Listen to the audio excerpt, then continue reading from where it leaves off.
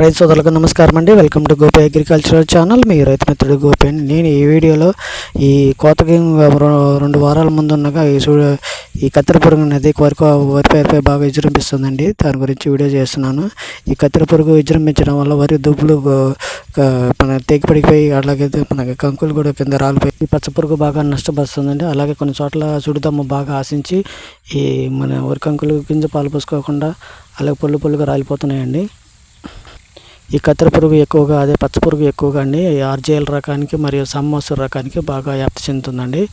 ఇది వేగంగా వ్యాప్తి చెందింది. దీనివల్ల మనకి చాలా దిగుబడి నష్టపోవాల్సి వస్తుంది. కావున రైతు సోదరులు వెంటనే అలర్ట్ అయ్యండి. దీన్ని నివారించుకోవాలి. తొందరగా నివారించుకుంటే మనకి మంచి దిగుబడి పొందే అవకాశం ఉంటుంది. రైతులు వెంటనే దీన్ని నివారించి ప్రతి 3-4 రోజుల్లోనే పంట పొలాన్ని మొత్తం కొరికి వేస్తుందండి. కత్తెర పురుగు కొరికి వేసి బాగా నష్టపరుస్తుందండి. కావున రైతులు శ్రద్ధ పట్టాలి దీని మీద. ముఖ్యంగా ఈ కత్తెర పురుగు అండి పగటిపూట వరి దుబ్బుల పైన ఉంటుందండి. కత్తెర పురుగు చీకటి పడిన తర్వాత వరి వెన్నుల పైకి వచ్చేసి వెన్నుల్ని కొరికి పారవేస్తుందండి. కావున రైతులు బాగా అజాగ్రత్తగా ఎట్టి పరిస్థితులు ఉండకూడదండి. ఇది మనకి మన సైంటిస్టులు సూచించిన మందుని నేను తెలియపరుస్తున్నాను. ఈ కత్తెర పురుగు నివారణకు ఎమోక్టిన్ బెంజేటిన్ మందును లీటర్ నీటికి 0.5 గ్రామ్స్ కానీ 1 గ్రామ్ కానీ కలిపి పిచికారి చేసుకోవాలండి.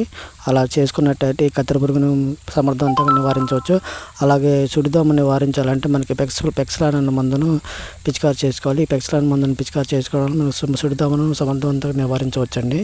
రైతులు తప్పక ఇవి ఆచరించండి. కొత్తగా ఎవరైనా రైతు సోదరులు మా ఛానల్లో వీడియోలు వీక్షిస్తుంటే తప్పకుండా సబ్స్క్రైబ్ చేసుకోండి. అలాగే లైక్ చేయడం మటుకు మర్చిపోకండి. Thank you for watching. Thank you.